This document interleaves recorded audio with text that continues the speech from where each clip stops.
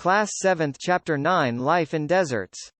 In Chapter 5, you have seen that water means life to plants, animals and people. It is difficult for anyone to live in places where there is no water to drink, where there is no grass for their cattle to feed on, and where there is no water to help the crops to grow. We will now learn about the places in the world where people have learned to cope with extreme harsh temperatures. In some places as hot as fire, and some as cold as ice. These are the desert areas of the world. These are characterized by low rainfall, scanty vegetation and extreme temperatures. Depending on the temperatures, there can be hot deserts or cold deserts. The people inhabit these lands wherever little water is available to practice agriculture. The hot desert. Sahara Desert. Look at the map of the world and the continent of Africa. Locate the Sahara Desert covering a large part of North Africa. It is the world's largest desert. It has an area of around 8.54 million square kilometers. Do you recall that India has an area of 3.28 million square kilometers? The Sahara Desert touches 11 countries. These are Algeria, Chad, Egypt, Libya, Mali, Mauritania, Morocco, Niger, Sudan, Tunisia and Western Sahara. When you think of a desert, the picture that immediately comes to your mind is that of sand. But besides the vast stretches of sands, that Sahara Desert is covered with, there are also gravel plains and elevated plateaus with bare rocky surface. These rocky surfaces may be more than 2,500 meters high at some places. The climate of the Sahara Desert is scorching hot and parched dry. It has a short rainy season. The sky is cloudless and clear. Here, the moisture evaporates faster than it accumulates. Days are unbelievably hot. The temperatures during the day may soar as high as 50 degrees Celsius, heating up the sand and the bare rocks, which in turn radiates heat, making everything around hot. The nights may be freezing cold with temperatures nearing 0 degrees. Flora and fauna vegetation in the Sahara Desert includes cactus, date palms and acacia. In some places there are oases, green islands with date palms surrounding them. Camels, hyenas, jackals, foxes, scorpions are found in this type of climate.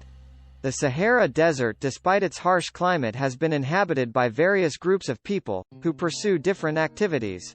Among them are the Bedouin and Tuaregs. These groups are nomadic tribes rearing livestock such as goats, sheep, camels and horses. These animals provide them with milk, hides from which they make leather for belts, slippers, water bottles. Hair is used for mats, carpets, clothes and blankets. They wear heavy robes as protection against dust storms and hot winds. The oasis in the Sahara and the Nile Valley in Egypt supports settled population. Since water is available, the people grow date palms. Crops such as rice, wheat, barley and beans are also grown. Egyptian cotton, famous worldwide, is grown in Egypt. The discovery of oil, a product in great demand throughout the world, in Algeria, Libya and Egypt, is constantly transforming the Sahara Desert. Other minerals of importance that are found in the area include iron, phosphorus, manganese and uranium.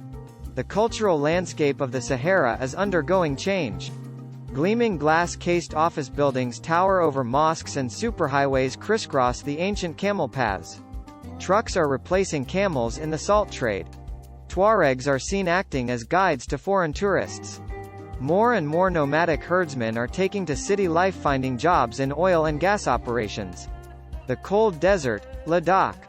Ladakh is a cold desert lying in the Great Himalayas, on the eastern side of Jammu and Kashmir. The Karakoram Range in the north and the Zanskar Mountains in the south enclose it. Several rivers flow through Ladakh, Indus being the most important among them. The rivers form deep valleys and gorges. Several glaciers are found in Ladakh, for example the Gangri Glacier.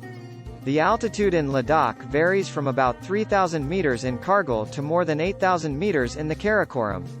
Due to its high altitude, the climate is extremely cold and dry. The air at this altitude is so thin that the heat of the sun can be felt intensely. The day temperatures in summer are just above 0 degree, and the night temperatures well below -30 degrees Celsius. It is freezing cold in the winters when the temperatures may remain below -40 degrees Celsius for most of the time.